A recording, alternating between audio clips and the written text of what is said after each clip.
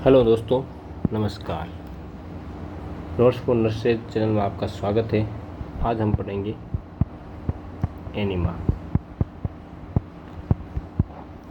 Enema जिसको हम clyster भी बोलते हैं। एनीमा का दूसरा नाम है क्लिस्टर। एनीमा से बहुत सारे क्वेश्चन आते रहते हैं वेरियस नर्सिंग एग्ज़ाम में, मेनली नॉर्थ स्टेट में, जिपमर में, पीजे चंडीगढ़ में और भी सेंट्रल गवर्नमेंट के जो भी इंस्टीट्यूट है उनमें सब में एनीमा से क्वेश्चन आते रहते हैं। तो आज हम पढ़ेंगे एनीमा। एनीमा के बारे में पढ़ेंगे, उसके जो भी क्वेश्चन आए उनको भी हम सॉल्व करेंगे और आपको जैसे जैसे एनीमा पढ़ूंगा वैसे वैसे मैं बताता रहूँगा कि ये क्वेश्चन भी आ रखा है, ऐसे क्वेश्चन भी आ रखे हैं, ये भी आ रखा है, ये भी आ रखा है, ऐसे। तो आपको भी पता चलेगा कि किस टाइप से क्वेश्चन आते हैं एग्ज़ाम में और आप मेंटली प्रिपेयर रहेंगे कि ऐसे क्वेश्चन आएंगे, या आप उन क्वेश्चन पर ज़्यादा गौर करेंगे जिनको मैं बता रहा हूँ ऐसे क्वेश्चन आते हैं। तो देखते हैं एनीमा। एनीमा की डेफिनेशन क्या है, एनीमा होता क्या है, या एनीमा हम किसे बोलते हैं। तो एनीमा एक इंस्टिलेशन प्रोसेस है। क्या है instillation process in which any liquid or solution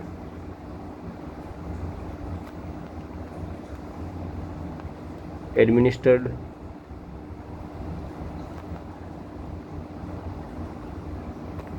through rectum into large intestine या colon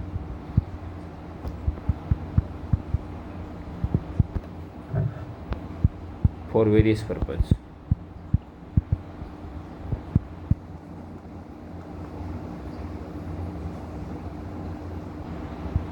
एनीमा के भी बहुत सारे पर्पज़ होते हैं।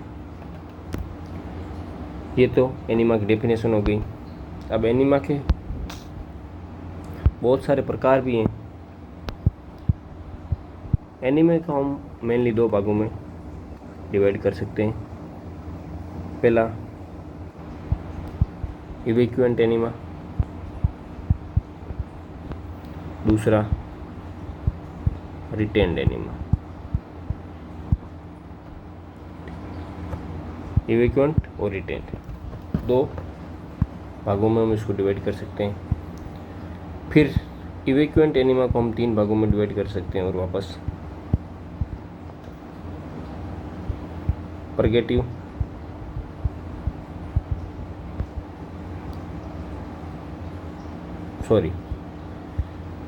परगेटिव नहीं, ये तो सब टाइप हो गया इसका, मेडिकेटेड का। एनीमा को हम तीन भागों में डिवाइड कर सकते हैं। पहला सिंपल एनीमा,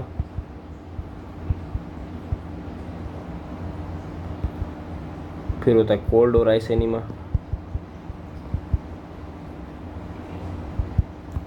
तीसरा होता है medicated enema.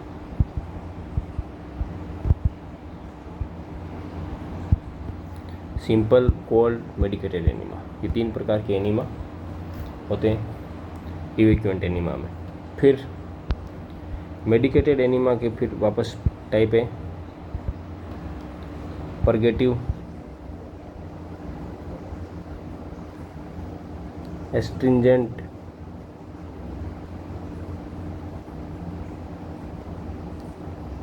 Carminative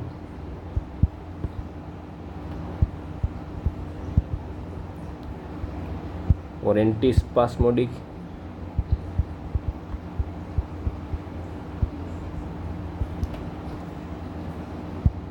oil enema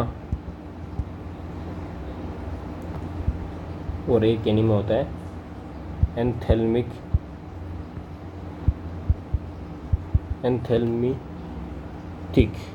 एंथेल्मिथिक enema. कितने एनीमा हो गए मेडिकेटेड एनीमा के टाइप? 1 2 3 4 और 5। ठीक है, इसका स्क्रीनशॉट ले लेना या इसको नोट डाउन कर लेना, लिख लेना। तो हमने सबसे पहले एनीमा पढ़ा। एनीमा 2 प्रकार के होते हैं, एक तो इवैक्यूएंट एनीमा होता है और एक होता है रिटेंड एनीमा। इवैक्यूएंट एनीमा 3 प्रकार के होते हैं, सिंपल एनीमा, कोल्ड और ice enema, medicated enema. Medicated enema 5 प्रकार के होते हैं, purgative enema, astringent enema, carminative enema, anthelmintic enema, oil enema. Carminative enema को एंटी स्पास्मोडिक एनीमा भी बोलते हैं। तो इसको याद करने का एक नॉर्मल तरीका है पकाओ।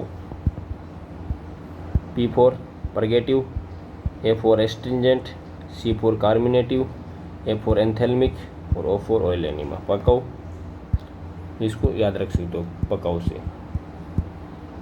ठीक है, फिर बात आती है रिटेंड एनीमा की। रिटेंड एनीमा में आता है एक तो आता है स्टिमुलेंट एनीमा, दूसरा आता है anaesthetic enema, nutrient enema, sedative enema और इमोलिएंट एनीमा। ये रिटेंड एनीमा के टाइप हो गई। इसको भी हम एक मेनोमिक्स बना सकते हैं, सांस, स्टिमुलेट, एनेस्थेटिक, न्यूट्रिएंट, सेडेटिव और इमोलिएंट। ठीक है, SANSE सेंस या सांस कुछ भी।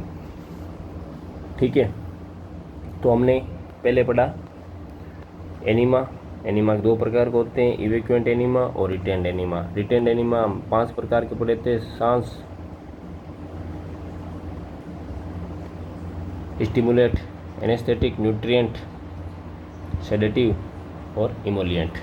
फिर हमने पढ़े थे इवैक्यूएंट एनीमा 3 प्रकार के होते हैं, सिंपल एनीमा, कोल्ड और ice enema, medicated enema. Medicated enema में 5 प्रकार के होते हैं, पकाऊ, परगेटिव, एस्ट्रिंजेंट, कार्मिनेटिव, एंथेल्मेथिक एनीमा और ऑयल एनीमा। ठीक है, ये एनीमा के प्रकार हो गए। फिर बाद में पढ़ते हैं पर्पज ऑफ एनीमा। एनीमा देते हैं तो इसका क्या पर्पज है? पर्पज ऑफ एनीमा हम एनीमा टू एनीमा पढ़ेंगे, किस एनीमा का क्या पर्पज रहता है। जैसे हम पढ़ते हैं पहले सिंपल एनीमा का क्या पर्पज रहता है। अगर हम किसी को सिंपल एनीमा देते हैं तो उसका क्या पर्पज रहता है। सिंपल एनीमा का पर्पज रहता है टू ट्रीट कॉन्स्टिपेशन को ट्रीट करना। ठीक है, दूसरा रहता है स्टिमुलेट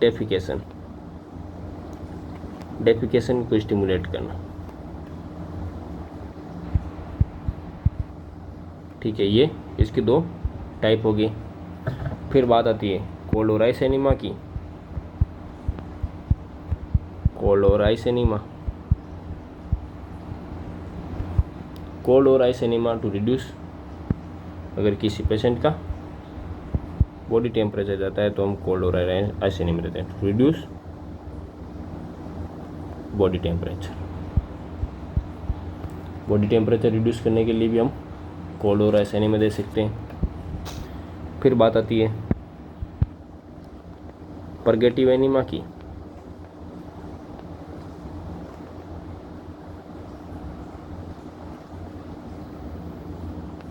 परगेटिव एनीमा याद रखना, peristalsis movement to induce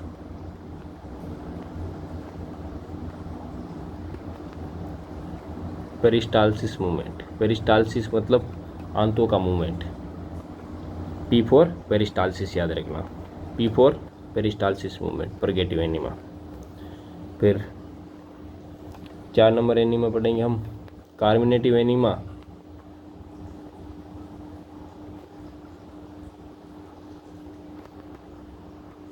carminative enema को हम एंटीस्पास्मोडिक एनीमा भी बोलते हैं। ये to relieve gaseous distension, gaseous distension को, गैसियस डिस्टेंशन कम करना, और पास फ्लटस, फ्लटस को या फ्लटस में हवा पास करवाने के लिए भी हम कार्मिनेटिव एनीमा देते हैं। फिर बात करते हैं एंथेलमेंथिक एनीमा, एंथेलमेंथिक एनीमा, एंथेलमेंथिक एनीमा हम देते हैं टू किल इंटेस्टाइनल वर्म्स। अगर इंटेस्टाइनल वर्म्स है उसको किल करने के लिए हम एंथेलमिक एनीमा देते हैं। फिर बात करते हैं एस्ट्रिंजेंट एनीमा,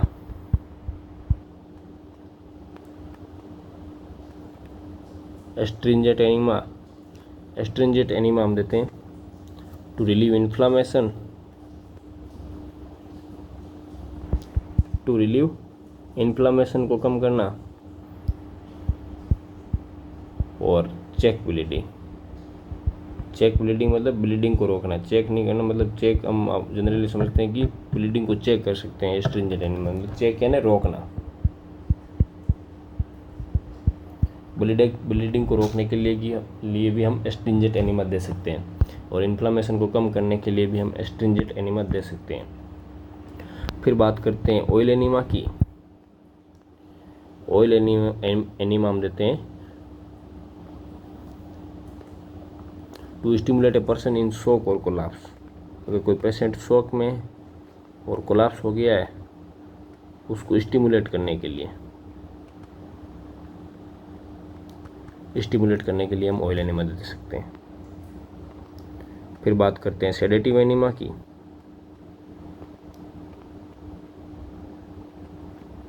सेडेटिव एनीमा हम देखते हैं to administer sedative drug,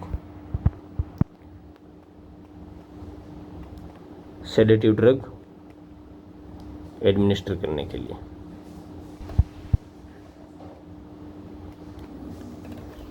sedative drug. Nutrient enema, फिर बात आती है न्यूट्रिएंट एनीमा की।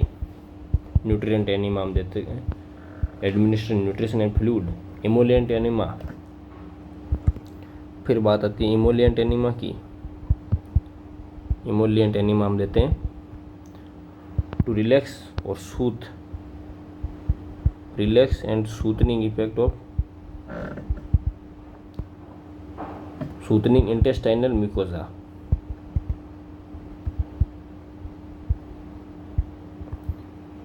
और चेक डायरिया, डायरिया को रोकने के लिए भी हम इमोलिएंट एनीमा देते हैं। ठीक है।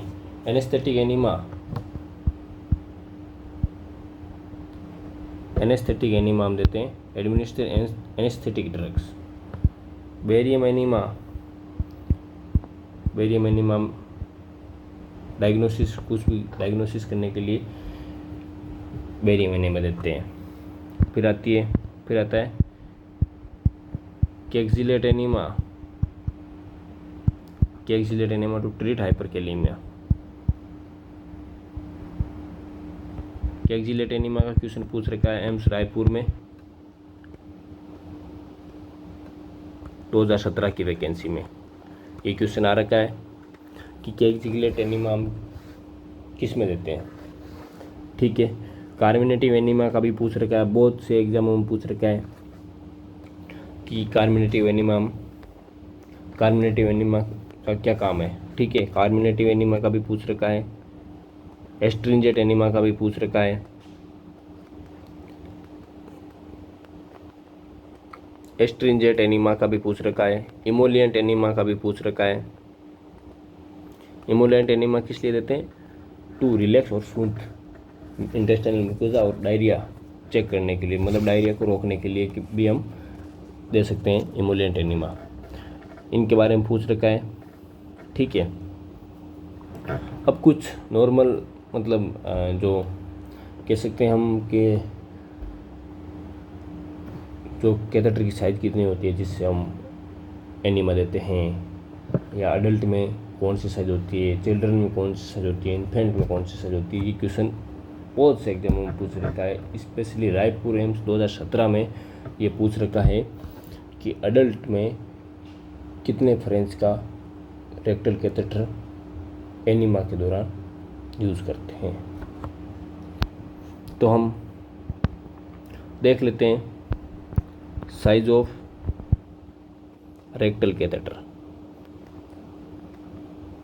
रेक्टल कैथेटर की साइज, तो फर्स्ट अडल्ट में, फिर चिल्ड्रन में, फिर इन्फेंट में। हम 3 की साइज देखेंगे, चिल्ड्रन, इन्फेंट और अडल्ट। अडल्ट में होती है 22 से 30 फ्रेंच, 22 से 30 फ्रेंच। चिल्ड्रन में होती है 14 से 18 फ्रेंच और इन्फेंट में होती है 12 फ्रेंच। ये याद रखना। अब इसको याद करने का तरीका, इन्फेंट का तो याद करना ही पड़ेगा, चिल्ड्रन का याद करने का तरीका है 14 से 18। 18 वर्ष के बाद चिल्ड्रन नहीं रहता है तो 18 तक यूज़ करते हैं हम इसको याद कर सकते हैं। से अडल्ट की जवानी लगभग 18 से 22 साल से स्टार्ट होती है और 22 साल से रहती है, तो 22 से 30 साल तक हम यूज़ कर सकते, मतलब 22 से 30 फ्रेंच ऐसे याद कर सकते हैं। मतलब जनरली ऐसे ट्रिक आप बना सकते हो, ठीक है। तो अब एक फ्रेंच बराबर 0.33 mm होता है, ठीक है, और 3 फ्रेंच बराबर 1 mm होता है। ये नॉर्मल चीज़ है, बस याद रखना है इसको कि एक फ्रेंच बराबर 0.33 mm होता है और 3 फ्रेंच बराबर 1 mm होता है। अब बात करते हैं कि जो रेक्टल कैथेटर है वो कितने इंच तक इंसर्ट करते हैं अडल्ट में, चिल्ड्रन में, इन्फेंट में। ये भी इम्पोर्टेंट क्वेश्चन है और बहुत से एग्जामों में पूछ रखा है कि रेक्टल कैथेटर है वो अडल्ट में या चिल्ड्रन में कितने इंच तक इंसर्ट करते हैं। तो अडल्ट में करते हैं हम इसको 3 से 4 इंच तक, ठीक है, और चिल्ड्रन में हम इस रेक्टल कैथेटर को इंसर्ट करते हैं 2 से 3 इंच, और इन्फेंट में हम इसको इंसर्ट करते हैं 1 से 1.5 इंच। इसको उल्टा याद कर सकते हैं, जैसे अडल्ट में सबसे ज़्यादा 3 से 4, फिर 2 से 3, फिर 1 से 1.5, आराम से याद हो जाएगा। फिर बात करते हैं अमाउंट, कि हम एनीमा में कितना अमाउंट दे सकते हैं। बात करें इवैक्यूएंट एनीमा की। इवैक्यूएंट मीन्स जो वापस, मतलब जो एनीमा तुरंत वापस इवैक्यूएंट, मतलब एक्सक्रिएशन, तुरंत एक्सक्रिएशन हो जाएगा उसका इवैक्यूएंट। और रिटेन मतलब ये थोड़ी देर तक रिटेन रहेगा फिर बाद में आएगा, ठीक है। इवैक्यूएंट एनीमा को हम अडल्ट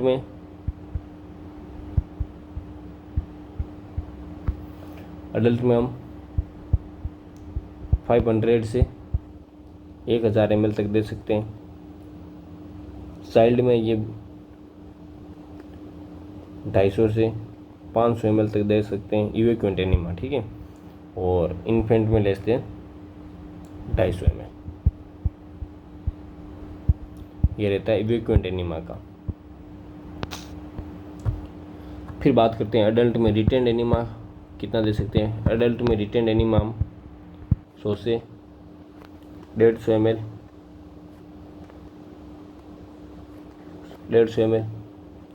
50 से 100 ml चिल्ड्रन में और लेस देन 50 ml इन्फेंट में, ये यूज कर सकते हैं रिटेंड एनीमा, ठीक है। मैं आपको फिर से बता देता हूँ कि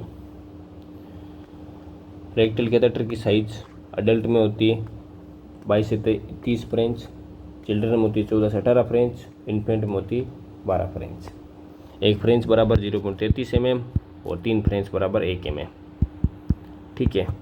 फिर रेक्टल कैथेटर इंसर्ट कितना करते हैं वो भी इम्पोर्टेंट क्वेश्चन है, पूछ सकते हैं क्या है। अडल्ट में हम करते हैं 3 से 4 इंच, चिल्ड्रन में करते हैं 2 से 3 इंच, इन्फेंट में करते हैं 1 से 1.5 इंच, ठीक है।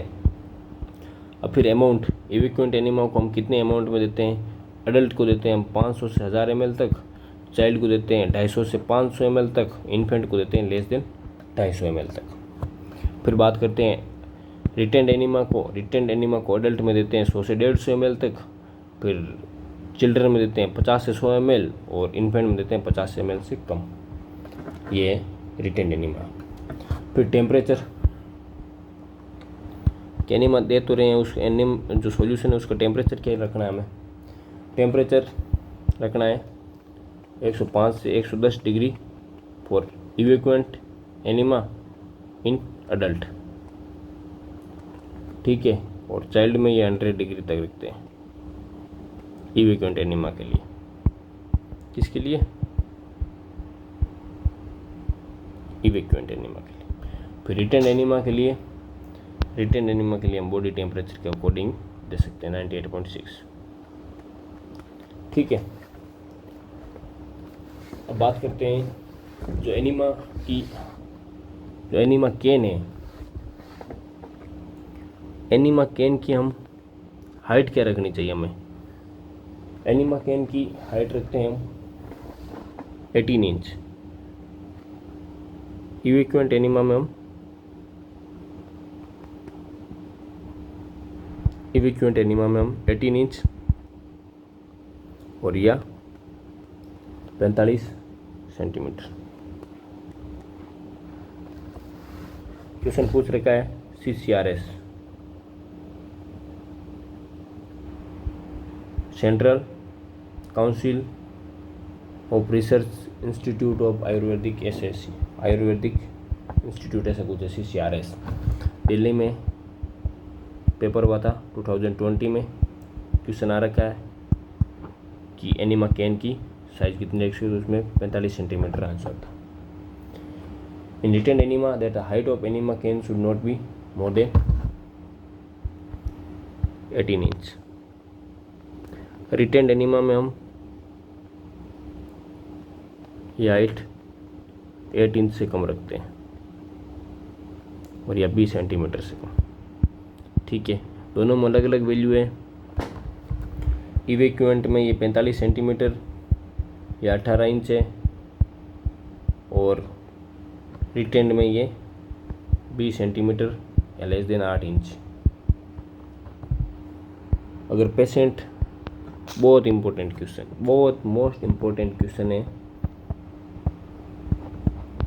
कि आप एनीमा दे रहे हो और पेशेंट एब्डोमिनल क्रैम्प की अगर शिकायत करें। रायपुर एम्स में पूछ रखा क्वेश्चन है, रायपुर एम्स 2019 क्वेश्चन है कि अगर पेशेंट को हम एनीमा दे रहे हैं और पेशेंट एब्डोमिनल क्रैम्प की शिकायत करे तो हम क्या करेंगे? तो उसको टेम्परेरी स्टॉप कर देंगे, टेम्परेरी स्टॉप कर देंगे, ठीक है। वापस इसको रिस्टार्ट करेंगे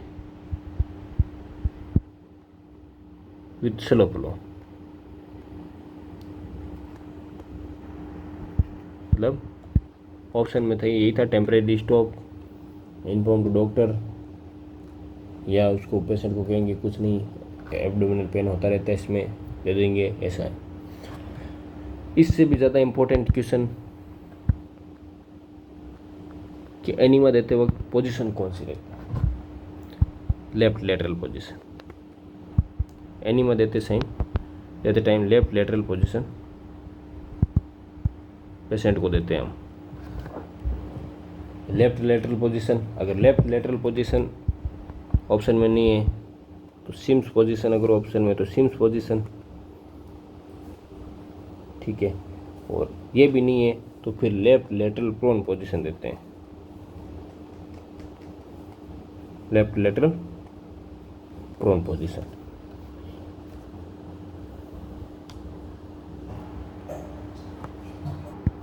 अगर हमें रिटेंड एनीमा देना है तो हम पेशेंट को ट्रेंडलबर्ग पोजीशन दे सकते हैं,